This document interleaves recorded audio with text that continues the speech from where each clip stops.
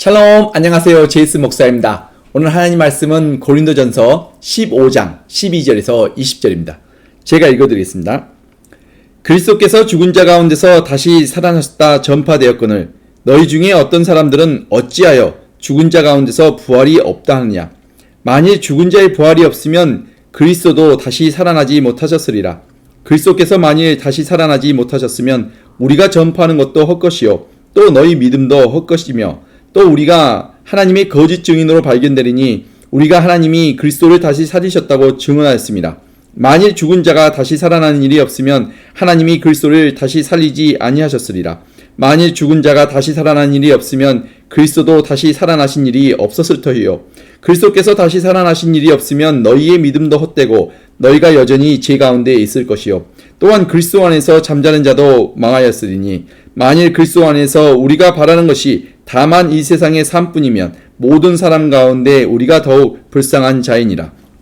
그러나 이제 그리스도께서 죽은 자 가운데서 다시 살아나사 잠자는 자들의 첫 열매가 되셨도다. 아멘. 하나님의 말씀입니다. 여러분은 죽은 자의 부활을 믿으십니까? 여러분은 정말 죽으면 다시 부활하실 것을 믿으십니까?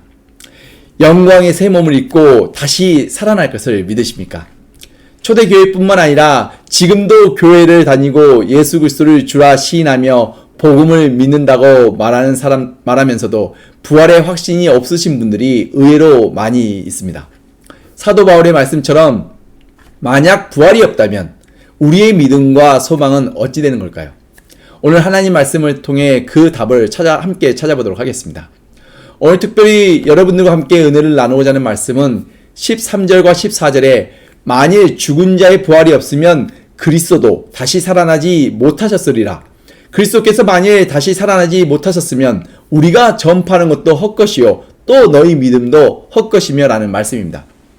누군가의 주장처럼 만약 죽은 자의 부활이 없다면 우리의 삶이 어떻게 변할까요? 제일 먼저 우리가 듣고 전하는 복음, 기쁜 소식이 더 이상 기쁜 소식이 아닙니다. 예수님의 죽음은 당시 모든 믿는 자들의 슬픔과 눈물이 되었습니다. 예수님을 따르던 수많은 사람들은 십자가에서 무기력하게 죽어가신 예수님을 목격하고 눈물을 흘리며 집으로 돌아가야만 했습니다. 모든 것이 끝났기 때문입니다. 예수님이 십자가에서 죽으심으로 예수님께서 전하신 하나님의 나라 천국의 선포는 사람들의 기억에서 점차 희미하게 사라질 것입니다. 부활이 없는 십자가는 기쁜 소식이 아니라 오히려 하나님의 저주로 기억될 것입니다. 그리고 2000년이 지난 지금 아무도 예수님의 이름과 그의 십자가 고난을 기억하는 사람은 없을 것입니다. 만약 부활이 없다면 말입니다. 부활이 없으면 기쁜 소식, 복음은 없습니다. 그뿐만 아니라 부활이 없다면 우리의 믿음도 헛된 것이 되고 맙니다. 우리가 믿는 것이 바로 요한복음 3장 16절 말씀처럼 하나님이 세상을 이처럼 사랑하사 그의 독생자를 주셨으니 이는 그를 믿는 자마다 멸망치 아니하고 영생을 얻으리라 라신 이 위대하고 영원한 약속의 말씀이 공허한 말장난이 되고 맙니다. 부활이 없다면 영생과 천국이 어디 있습니까? 하나님의 말씀은 거짓이 되고 하나님의 약속은 모두 헛되며 하나님은 거짓말쟁이가 되고 맙니다. 하나님이 거짓이라면 성경의 어떠한 말씀과 믿음의 조상들의 그 믿음을 우리가 어떻게 믿을 수 있을까요? 하나님의 청지창조도, 노아의 방주도, 아브라함의 믿음도, 모세의 십계명도, 홍해바다의 기적도, 여리고성의 무너짐도, 삼손의 이야기도, 다윗과 골리앗의 이야기도, 요나의 큰 물고기도 모두 진실이 아닌 소설 같은 허구적인 이야기가 되고 맙니다. 하나님의 말씀이 거짓이라면 우리에겐 제사함도 없고 구원도 진리도 생명도 믿음도 없습니다. 오직 죽음과 멸망만이 남게 됩니다. 만약 부활이 없다면 말입니다. 부활이 없다면 우리의 믿음은 모두 헛된 것이 되고 맙니다. 셋째로 부활이 없다면 우리의 소망 역시 헛된 것이 되고 맙니다. 복음과 믿음이 헛된 것이므로 우리에겐 구원의 소망도 하나님의 도움도 없는 절망적인 상태가 되고 맙니다. 현실의 고난과 고통 속에서 누가 우리를 구원하며 어떤 소망을 붙들 수 있을까요? 우리에게 남은 것은 아무것도 없는, 마치 벼랑 끝에 선 죽음과 멸망밖에 남지 않은 아주 불쌍한 사람들이 되고 맙니다. 오늘 본문 19절에서 사도 바울의 말씀처럼 만일 그리스도 안에서 우리가 바라는 것이 다만 이 세상의 삶뿐이라면 모든 사람 가운데 우리가 더욱 불쌍한 자니라 라는 말씀처럼 우리 크리스찬들은 세상에서 가장 불쌍한 사람들이 됩니다. 이 땅에서 남들처럼 넉넉하게 누려보지도 못하고 선한 일을 해도 사람들에게 칭찬 한번 제대로 받지 못하고 오히려 이리 치이고 저리 치이며 세상 경쟁에서는 밀리고 아무도 알아주는 이도 없고 예수님의 이름 때문에 믿지 않는 자들에게 온갖 박해와 수모와 심지어 죽음을 당해도 하소연할 곳이 없는 가장 불쌍한 사람들이 되고 맙니다. 그리고 사도 바울을 비롯한 예수님의 모든 제자들과 로마 제국에 의해 죽임을 당한 수많은 순교자들은 너무나 불쌍한 사람들이 되고 맙니다.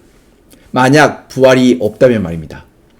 부활이 없다면 우리에겐 아무런 소망도 도움도 없습니다. 그뿐만 아니라 부활이 없다면 제일 불쌍하신 분은 바로 예수님 당신이십니다. 예수 그리스도께서 지신 고난의 십자가가 헛된 것이 되고 말기 때문입니다. 언젠가 저는 믿지 않는 사람이 The Passion of Christ라는 영화를 보고 나서 죄 없는 사람이 아주 불쌍하게 죽는 영화라고 이야기하는 것을 들었습니다. 부활이 없다면 바로 이 사람의 주장이 맞습니다. 예수님은 아무런 죄 없이 너무나 억울하게 죽은 세상에서 가장 불쌍한 사람이 되고 맙니다. 그러나 오늘 본문 20절에 사도 바울은 자신 있게 담대하게 선포합니다. 그리스도께서 죽은 자 가운데서 다시 살아나사 잠자는 자들의 첫 열매가 되셨도다. 예수 그리스도께서 부활하셨습니다. 요한복음 11장에서 예수님께서 나는 부활이요 생명이니 나를 믿는 자는 죽어도 살겠고 무릇 살아서 나를 믿는 자는 영원히 죽지 아니하리라 하신 말씀처럼 예수님께서는 십자가에서 죽으시기 전에 수많은 사람들을 여러 가지 질병과 장애로부터 고쳐주셨을 뿐만 아니라 죽은 사람을 죽은 자 가운데서 일으키셨습니다. 수많은 사람들이 이를 직접 자신들의 눈으로 목격하고 하나님을 찬양하였습니다. 요한복음 11장에 죽은 지 나흘이 지나 무덤에서 시체 썩는 냄새가 나는 나사로를 죽은 자 가운데서 일으키셨습니다. 예수님께서 큰 소리로 나사로야 나오라 부르시니 죽었던 나사로가 손과 발을 베어 동인 채로 무덤에서 걸어 나왔습니다. 마태, 마가, 누가복음에서 기록하고 있는 회당장 야이로의 딸을 죽은 자 가운데서 일으키셨습니다. 예수님께서 죽어 누워있는 아이의 손을 잡고 이르시되 달리타 쿰 내가 내게 말하노니 소녀야 일어나라 하시니 죽어있던 어린 딸이 곧 일어나 부모의 품에 안겼습니다. 누가복음 7장에 기록하고 있는 나인성 과부의 아들을 또한 죽은 자 가운데서 일으키셨습니다. 하나밖에 없는 아들을 잃은 과부의 눈물을 보시고 그녀를 불쌍히 여기시며 이미 죽어서 간에 담겨 무덤으로 향하고 있던 그 일행을 멈추게 하시고 간에 누워있던 과부의 아들을 향해 이르시되 청년아 내가 내게 말하노니 일어나라 말씀하시자 곧 그 아들이 일어나 안고 말도 하고 다시 어머니 품으로 돌아갔습니다. 이처럼 죽은 자들을 일으키신 예수님은 부활과 생명의 주인이십니다. 부활과 생명의 주인 되신 예수님께서 죽은 지 3일 만에 부활하셨습니다. 그의 빈 무덤이 첫 증거입니다. 그리고 많은 이들의 눈앞에 나타나셔서 예수님께서 스스로 부활의 증거가 되어주셨습니다. 모든 사도들 앞에 나타나셨을 뿐만 아니라 갈릴리 호수에서 제자들을 만나고 아침 식사로 떡과 물고기를 구워 함께 나누어 먹었습니다. 도마처럼 예수님의 부활을 믿지 않는 예수님의 제자 앞에 나타나셔서 직접 그의 손가락을 예수님의 손 못자국에 넣어보라 하시고 그의 손을 뻗어 예수님 옆구리에 난 창구멍에 넣어보라 말씀하시며 믿음 없는 자가 되지 말고 믿는 자가 되라 말씀하셨습니다. 그 후에 500의 형제들 앞에 일시에 또한 나타나셨습니다. 그뿐만 아니라 교회와 예수님을 박해하던 바울 앞에도 나타나셔서 그가 살아계신 예수 그리스도를 만나고 신약의 절반을 쓴 사도 중의 사도 바울이 되었습니다. 이처럼 예수님의 부활은 수많은 증인들로 이미 확진되었습니다. 그러므로 사도 바울은 자신 있게 선포합니다. 그리스도께서 죽은 자 가운데서 다시 살아나사 잠자는 자들의 첫 열매가 되셨도다. 예수 그리스도께서 부활하셨습니다. 그리고 예수 그리스도의 부활이 모든 것을 바꾸어 놓았습니다. 죽음의 사막에 생명의 강물이 흐르고 슬픔의 눈물이 기쁨의 찬양으로 바뀌고 높은 곳은 낮아지고 낮은 곳은 높아지며 심령이 가난한 자들에게 천국이 임하고 애통하는 자들은 눈물을 닦아주시는 위로를 받고 온유한 자들은 하나님의 나라 천국을 유업으로 받고 의에 줄이고 목마른 자들은 하나님의 공의와 선하심으로 만족하고 긍휼을 베푸시는 자들은 하나님의 무한하신 긍휼함을 얻어 기뻐하고 마음이 청결한 자들은 살아계신 하나님을 눈으로 보고 화평하게 하는 자들은 거룩하신 하나님의 자녀가 되고 예수 그리스도를 위해 박해를 받는 자들은 하나님의 나라 천국이 그들의 것이 되었습니다. 부활이 모든 것을 바꾸어 놓았습니다. 죽음이 승리로 바뀌었습니다. 죽음이 더 이상 끝이 아니라 새로운 시작이 되었습니다. 끝없는 영원한 생명의 시작이 되었습니다. 이제 죽음은 더 이상 우리를 두렵게 하지 못합니다. 죽음의 권세와 능력이 모두 힘을 잃었습니다. 그래서 예수 그리스도 안에서 죽은 자를 우리는 더 이상 죽은 자라 말하지 않고 잠을 자는 자라 말합니다. 사도 바울은 데살로니가전서 4장 13절과 14절에서 형제들아 자는 자에 관하여 너희가 알지 못함을 우리가 원하지 아니하노니 이는 소망 없이 다른 이와 같이 슬퍼하지 않게 하려 함이라. 우리가 예수께서 죽으셨다가 다시 살아나심을 믿을진대 이와 같이 예수 안에서 자는 자들도 하나님이 그와 함께 데리고 오시리라 라고 하신 말씀처럼 예수 그리스도께서 다시 오시는 날 마지막 나팔 소리가 들릴 때 예수 그리스도 안에서 잠자는 모든 이들은 영광의 새 몸을 입고 잠에서 모두 다시 일어날 것입니다. 우리 주 예수 그리스도의 부활로 말미암아 우리에게 영원한 승리와 영광을 주신 하나님께 감사하며 찬양합니다. 예수 그리스도께서 부활하심으로 우리의 마음과 삶 속에 참된 자유와 기쁨과 소망이 시작되었습니다. 부활은 우리가 고난의 현실을 살아갈 이유와 목적이 되었습니다. 부활이 모든 것을 바꾸어 놓았습니다. 부활의 소망으로 먼 미래의 삶이 변하는 것이 아니라 우리 현재의 삶이 바뀌었습니다. 이 놀랍고 기쁜 소식을 우리 안에 감추고 가둬둘 수 없습니다. 이 기쁜 소식을, 복음을, 우리의 믿음을, 우리의 산 소망을 내 주변의 많은 이들에게 나누어 줘야 합니다. 이 기쁜 소식을 전하고 함께 나누어야 합니다. 고린도전서 15장 58절 사도 바울의 결론이 우리의 결론이 되길 소망하며 기도합니다. 그러므로 내 사랑하는 형제들아 견실하며 흔들리지 말고 항상 주의 일에 더욱 힘쓰는 자들이 되라. 이는 너희 수고가 주 안에서 헛되지 않은 줄을 알미라. 부활의 기쁨이 있기에 비록 오늘 우리가 아픔과 슬픔의 눈물을 흘린다 할지라도 우리는 다시 기뻐할 수 있습니다. 부활의 승리가 있기에 오늘 현실은 어둡고 두렵다 할지라도 우리는 오늘 하루도 선한 싸움으로 넉넉히 승리하며 하나님께 감사할 수 있습니다.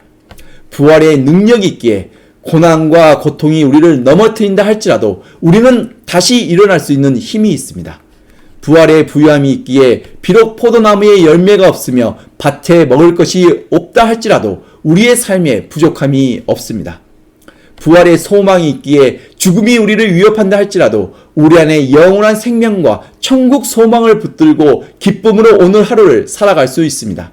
부활이 모든 것을 바꾸어 놓았습니다. 예수 그리스도께서 부활하셨습니다. 기도하시겠습니다. 하나님 아버지 감사합니다. 예수 그리스도의 십자가 사랑을 통해 너무나 부족하고 제약된 우리를 거룩하신 하나님의 자녀 삼아 주시고 예수 그리스도의 생명을 나누어 주심에 감사합니다. 예수 그리스도의 부활이 모든 것을 바꾸어 놓았습니다. 우리 청년들이 현실의 고난보다 예수 그리스도의 부활로 확증해 주신 영원한 승리와 영광을 바라보며 오늘 하루를 오래 참음과 인내와 기쁨으로 승리할 수 있도록 도와주시옵소서. 우리가 절망의 순간에도 구원의 하나님을 바라보며 기도할 때 우리의 기도를 들어주시옵고 우리가 기쁨으로 다시 일어날 수 있도록 우리의 연약한 손을 붙잡아 주시옵소서. 우리의 소망과 구원은 오직 하나님께 있음을 고백합니다. 십자가 부활을 통해 우리에게 주신 기쁜 소식을 내 주변의 많은 사람들에게 전하고 나누어 주며 예수 그리스도의 사랑을 실천하여 모든 선한 일에 많은 열매를 맺게 하여 주시옵소서. 그리고 우리에게 맺힌 선한 열매들을 통해 내 주변에 있는 많은 사람들에게 유익과 기쁨을 나누어주며 하나님 나라가 확장되어가는 그런 아름다운 축복이 우리들의 삶 속에 있게 하여 주시옵소서. 이 모든 것을 이루시는 이는 내 자신이 아닌 우리 안에 살아계신 예수 그리스도심을 믿고 의지하며 영원한 생명의 이름 되신 우리 주 예수 그리스도의 이름으로 간절히 기도드렸습니다. 아멘.